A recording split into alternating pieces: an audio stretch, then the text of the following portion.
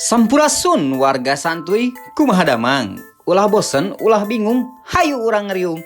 Bertemu lagi dengan saya, mantan model sekelurahan Jola pertama, The King of the Lelendean, yang akan menghibur warga santun sekalian. Saya ucapkan terima kasih banyak buat teman-teman yang selalu nungguin hiburan receh dari channel ini. Saya berharap teman-teman semua bisa terhibur di kala sedih, gundah gulana, sariawan, bibir pecah-pecah, gusi bercabang, dan mata bintitan. Oke, kali ini saya akan merangkum sebuah film yang berjudul Idiocracy. Film dengan genre petualang komedi ini dirilis tahun 2006, menceritakan seorang pemuda yang tertidur selama 500 tahun atau gope, dan ketika bangun, loh kok semua orang pada bodoh. Otomatis dia menjadi orang paling pintar sealam dunia. Tanpa loba ngababau ngabacot nepi ka ngabudah, putar saja intronya Mang Koang. Boga duitna geus biasa, teboga kabogo geus biasa, teu make calana geus biasa, bogo karanata eta luar biasa. Film ini diawali dengan adanya sebuah prediksi menyeramkan. Ternyata bukan semua teknologi punya Doraemon yang akan bisa kita nikmati, tapi justru kualitas hidup manusia jadi benar-benar mengalami penurunan. Hal ini dikarenakan oleh kesenjangan hidup manusia pintar dengan manusia bodoh. Jika lagu ada band. Diceritakan manusia pintar hanya terobsesi pada kerja dan sudah tidak menginginkan lagi kawin. Selanjutnya keadaan terbalik justru menjadi pola hidup orang-orang bodoh, di mana mereka hanya memikirkan hidup senang, poya-poya, mabar, ML, dan paling utama adalah ajul gedang dan ngaduk semen. Sebenarnya bercocok tanam bukanlah masalah, cuman parahnya mereka bercocok tanam dengan saudara mereka sendiri. Jadi akhirnya anaknya nikah sama anaknya, anak-anak-anaknya kemudian nikah sama anak-anak-anaknya, sampai anak-anak-anak-anaknya nikah sama anak-anak-anaknya. Pektah can olap mah, saya malir. Karena kedua pola hidup yang salah tersebut, muncullah generasi bobrok, di mana yang pintar semakin punah populasinya, dan generasi yang biasa cuman aduk semen, jumlahnya bagaikan bentang tarang paburisat teka etang. Khawatir jika prediksi masa depan tersebut akan terjadi, organisasi militer yang dipimpin oleh Mang Colin kemudian membuat program yang disebut hibernasi untuk masa depan yang lebih baik, di mana mereka akan menidurkan orang-orang dengan kualitas babatok terbaik agar dapat menyelamatkan gen manusia terbaik di masa mendatang. Sebuah ide yang sangat cemerlang. Namun, karena belum memiliki izin BPOM, Mang Colin belum bisa mensosialisasikan program ini kepada masyarakat luas. Akhirnya, militer pun sepakat mencari 2 orang untuk menjajal program tersebut. Korban yang pertama diperkenalkan sebagai tokoh utama film bernama Jojo Dog, dan ini babatoknya. Dia adalah seorang prajurit militer santuy yang kerjanya tiap hari jagain perpustakaan. Karena dia adalah seorang yatim piatu dan tidak memiliki keluarga, dia sengaja ditunjuk sebagai salah satu peserta program hibernasi. Dengan dibibita ku duit kencing sak kontainer lengkap dengan isinya, Jo pun menyetujui program hibernasi tersebut. Pihak militer kemudian menunjuk Rita sebagai korban yang kedua. Rita adalah seorang tukang sorabi yang menjalankan dagangnya di kala malam. Dia juga memiliki latar belakang yang sama dengan Jo, yaitu tidak memiliki keluarga. Apakah kalian sudah bisa menebak? Kenapa militer menunjuk seorang laki-laki dan seorang perempuan untuk dijadikan sebagai sukarelawan? Yoi coy, kalau di masa depan generasi bobrok benar-benar terjadi, Jo dan Rita bisa bercocok tanam, diajul gedang, entep sendok untuk menciptakan generasi yang cerdas. Mantap jiwa nanang kobra. Singkat cerita, Jo dan Rita pun dinina bobokan di sebuah kapsul Doraemon untuk memulai misi tidur panjangnya. Tapi sayang sekali, belum lama eksperimen ini berjalan, Mang Colin sebagai pimpinan hibernasi digerebek militer. Nah, eksperimennya dianggap ilegal. Programnya pun akhirnya ditutup dan laboratoriumnya dihancurkan. Kapsul yang berisi Jo dan Rita pun dianggap rongsokan dan berakhir di tempat sampah. Kemudian tahun demi tahun pun berlalu dan benar-benar saja prediksi Mang Colin pun menjadi kenyataan, di mana tingkat kecerdasan manusia semakin mengecewakan seiring berjalannya waktu. Singkatnya, kita telah berada di tahun 2505, 500 tahun setelah eksperimen hibernasi Mang Colin ditutup oleh pemerintah. Secara mengejutkan, kita diperlihatkan seluruh kota yang sangat-sangat kacau. Sampah berserakan di mana-mana, sangat-sangat kotor, hingga menjadi gunung yang sangat tinggi. Dan ketika truk sampah menjatuhkan sebuah botol AO, ciu, gunung sampah pun kemudian longsor dan membanjiri kota layaknya tsunami. Dari tsunami sampah tersebut, akhirnya kapsul Doraemon Jo tersebut menerobos kaca jendela rumahnya mas-mas bernama Prito Ikhawi Yaropari. Joe pun akhirnya terbangun setelah 500 tahun membuat pulau di bantalnya. Tak disangka bukannya ditawari liwat Ceti dan Oson Spertus, Prito yang IQ-nya rebahan merasa terganggu ulah Joe. Kemudian mengusir dan melemparnya dari jendela. Dibalangkeun. Joe yang masih bingung kemudian bertanya kepada orang-orang yang ditemui di pinggir jalan. Namun betapa terkejutnya Joe, ternyata semua orang berubah menjadi sangat-sangat bodoh. Banyak tempat memiliki nama yang aneh, bahkan sebuah plang rumah sakit pun terlihat sangat jelek karena tulisannya tidak muat. Mungkin takut dirinya juga akan ikutan goblok, Joe pun memeriksa dirinya ke rumah sakit. Tapi ketika sampai di sana, Joe pun semakin bingung karena rumah sakit pun dipenuhi dengan orang-orang goblok. Para pegawai pun hanya terlihat hokcai tak bicara. Mereka hanya terlihat pencet-pencet tombol untuk melayani pasien. Misalnya ada tombol nyeri panon, tombol kabentar, tombol suntik bujur, tombol bujur bisulan, tombol ditembak pelangkakan, hiji deui, tombol gratis sepin.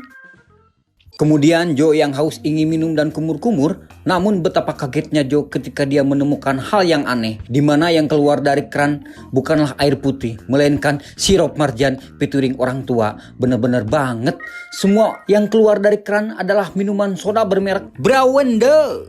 Singkat cerita, Joe pun diperiksa oleh dokter yang kacau banget orangnya. Di sini terlihat dokternya berdandan ala-ala boyband yang berbubar dengan ikat kepala dan rokok kemenyan di tangannya. Dan di sini, melalui sebuah majalah, Joe pun menyadari kalau saat ini sudah tahun 2505. Yang berarti dirinya sudah tertidur 500 tahun lamanya. Karena Joe datang dari 500 tahun yang lalu dan di tangannya tidak memiliki barcode identifikasi penduduk, Joe pun akhirnya ditangkap yang berwajib dan dibawa ke pengadilan. Joe pun mau tak mau menghadapi pengadilan untuk menentukan nasibnya. Dipimpin oleh hakim garis yang mirip Wolverine KW Cina, Joe pun akhirnya dijatuhi hukuman penjara karena tak memiliki barcode identifikasi dan dikira perampok rumah sakit. Ternyata sebelum masuk penjara, Joe pun harus mengikuti serangkaian tes untuk mengetahui tingkat kecerdasannya. Di sini Joe dibuat terheran-heran karena pertanyaan tes yang ditanyakan super duper gampang. Dan akhirnya Joe menyadari kalau semua orang termasuk hakim garis, jaksa, polisi, penjahat, tukang somai, tukang bubur, tukang parkir goib, bodoh semua. Ketika akan dimasukkan penjara, Joe memiliki ide gila untuk melarikan diri. Karena telah mengetahui bahwa semua orang di alam dunia bodoh. Dengan pedenya, Joe menipu seorang petugas gembul dengan mengatakan bahwa dirinya sudah bebas hari ini. Tanpa disangka-sangka, petugas gembul yang goblok itu pun percaya begitu saja.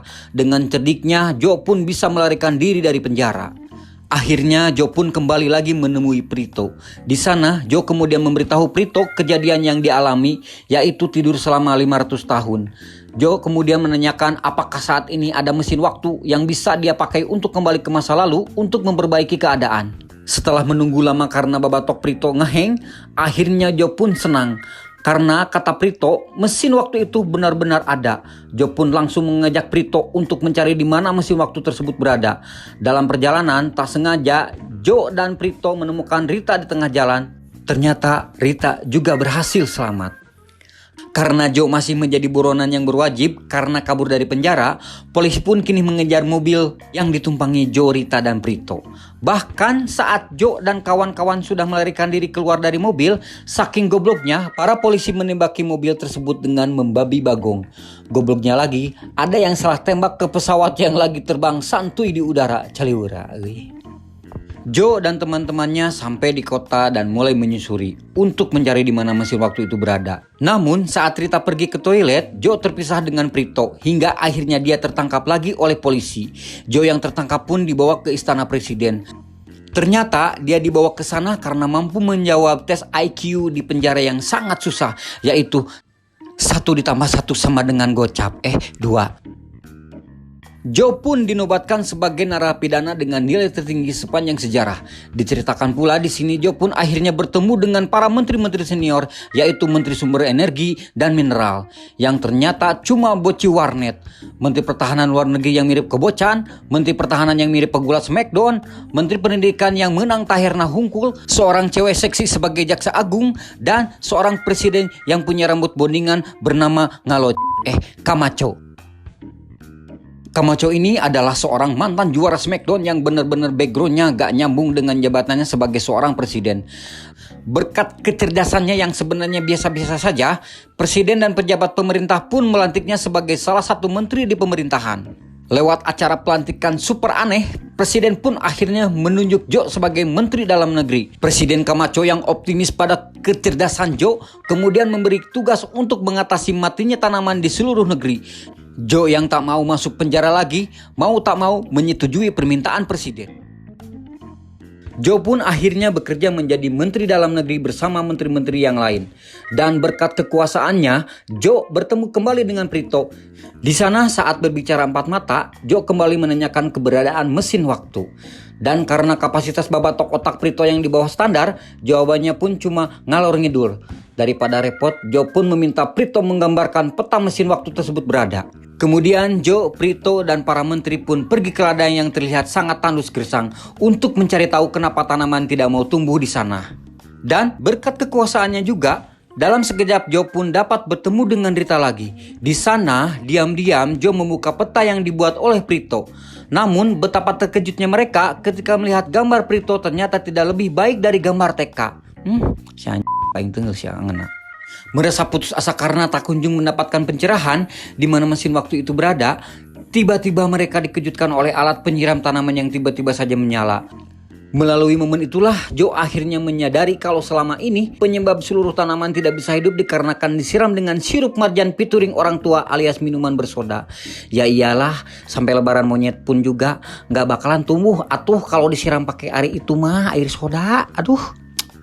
Ternyata sejak puluhan tahun yang lalu, sebuah minuman bersoda bernama Brando menguasai dan memonopoli seluruh pasar dan memonopoli air bersih. Melalui perusahaan yang sangat besar ditambah orang-orang nu teu make utek, minuman bersoda ternyata dianggap dapat memenuhi sebagai macam kebutuhan termasuk untuk diminum, nyiram toilet, bahkan sebagai pengganti susu SGM untuk dede orok bayi. Singkat cerita, Jo yang menemukan jawaban kenapa tanaman tak mau tumbuh di sana, kemudian menjelaskan dengan susah payah bahwa seluruh tanaman harus disiram dengan air, bukan dengan soda. Namun para menteri yang adalah kumpulan orang-orang gak ada otak, tidak dapat memahami apa yang Jo katakan. Karena merasa tidak ada jalan lain, Jo berpura-pura menjadi seorang dukun yang bisa berbicara dengan tanaman. Dengan akting yang gak ada kalah jauh dengan Reksa Rahardian, Jo pun berhasil meyakinkan para menteri bahwa seluruh tanaman sealam dunia butuh cai, air bersih. Jo pun berjanji bahwa tanaman akan segera tumbuh jika semua orang menuruti kata-katanya.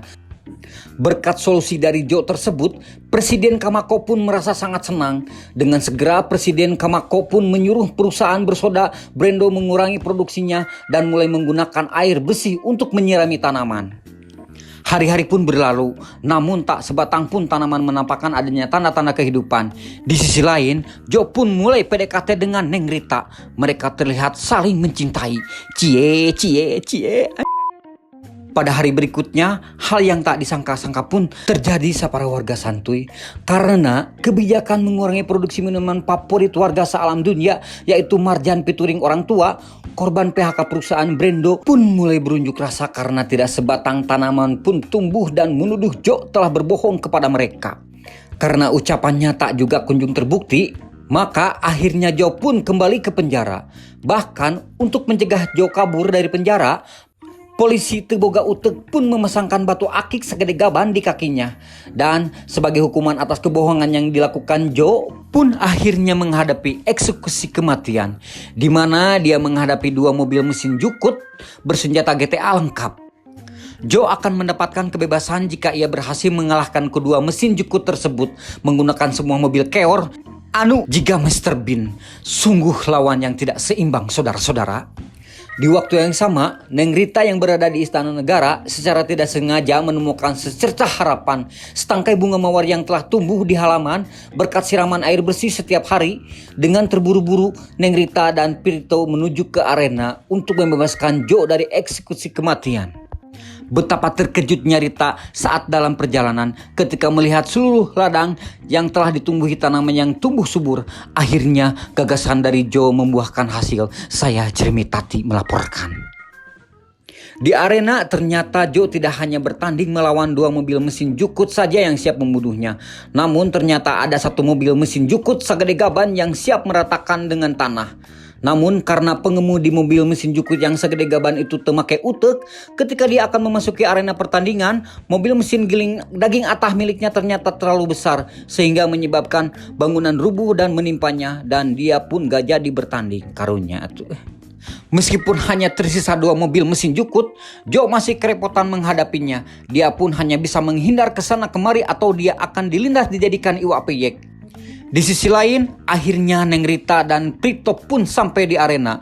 Mereka pun mencoba untuk menemui Presiden Kamako untuk menghentikan eksekusi Joe karena tanaman telah tumbuh subur di luar sana. Namun, karena pertandingan terlalu ramai, ditambah lagi Presiden Kamako yang gak pernah korek-korek kuping sejak lahir, Presiden pun sama sekali gak mengerti apa yang Neng Rita coba sampaikan. Di arena pertandingan, Joe yang cuma bisa menghindar ke sana ke sini akhirnya menggunakan kecerdasannya untuk mengalahkan kedua mesin jukut tersebut. Dia kemudian sengaja menjatuhkan batu bacan yang mengikat kakinya dan kemudian memancing kedua mobil mesin jukut tersebut untuk mengejarnya. Ketika jarak kedua mesin jukut tersebut sudah dekat, Joe lalu kabetot kemudian duar. Kedua mobil mesin jukut pun saling bertabrakan dan meledak.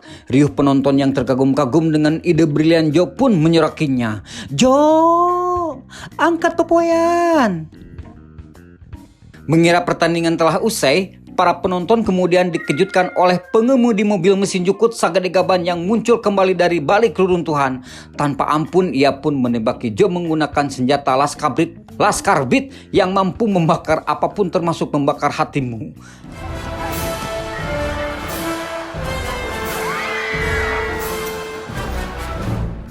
Namun karena teboga utek, ia pun malah menembaki batu bacan yang mengikat kaki Joe. Akhirnya pun dapat melarikan diri. Nyata maksud nama atau dadang.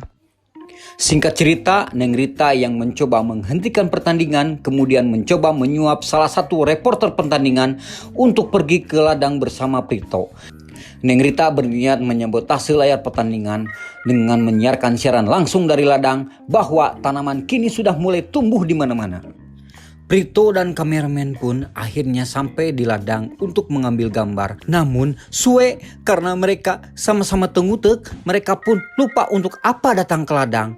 Karena saling menyalahkan, mereka pun akhirnya saling ejek dan akhirnya terjadilah adu jotos. Dan ketika Prito menjotos kameramen, tanpa sengaja kamera terlempar dan jatuh di tanah tepat di depan sebuah tanaman baru tumbuh. Neng Rita yang kebetulan sedang berada di ruangan, kendali siar pun kemudian dengan segera menayangkan layar tancap di tengah pertandingan. Dalam sekejap, seluruh penonton tersentak melihat sebuah keajaiban, yaitu kemunculan batang kangkung yang tumbuh di ladang gersang mereka. Di saat-saat yang genting, Presiden Kamako pun menyelamatkan Joe dan membebaskannya dari hukuman. Semua orang pun merasa riang dan gembira. Di lain hari, di tengah perayaan tumbuhnya batang kangkung di ladang, Presiden Kamako pun menggelar sebuah pesta. Dan di sanalah Joe dan Neng Rita menyadari bahwa mesin waktu yang Priko maksud adalah odong-odong bianglala pasar malam. Joe yang berjasa besar pun akhirnya diangkat oleh Presiden Kamako untuk menjadi presiden berikutnya. Meskipun sempat menolak, akhirnya Joe pun menerima jabatan tersebut karena tidak tega meninggalkan orang-orang bodoh di sana. Joe dan Neng Rita pun akhirnya memutuskan untuk memulai hidup baru dengan menikah dan memiliki 3 orang anak. Di akhir cerita, Joe yang menjadi presiden pun kemudian memulai sebuah era baru yang memimpin rakyatnya. Tentu saja era di mana manusia bisa meraih kecerdasan yang luar biasa seperti pada 500 tahun sebelumnya. Akhirnya cerita pun tamat.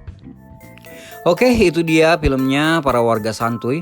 Sebuah film yang cukup menggelitik, menghibur, juga memiliki banyak pesan. Di mana kita tidak boleh sama sekali meremehkan pendidikan untuk menggapai cita-cita setinggi langit dan meraih kesuksesan. Jadi, buat yang masih sekolah, belajar yang rajin. Nakal boleh, tapi jangan sampai lupa dengan nasihat orang tua. Tetaplah belajar, karena ilmu bisa didapat dari mana saja. Saya Gus SPDGL Sabadogelo pamit. See you next time. You dadah, you bye bye. Asar petet asar minit anu petet keburu digebuk manten.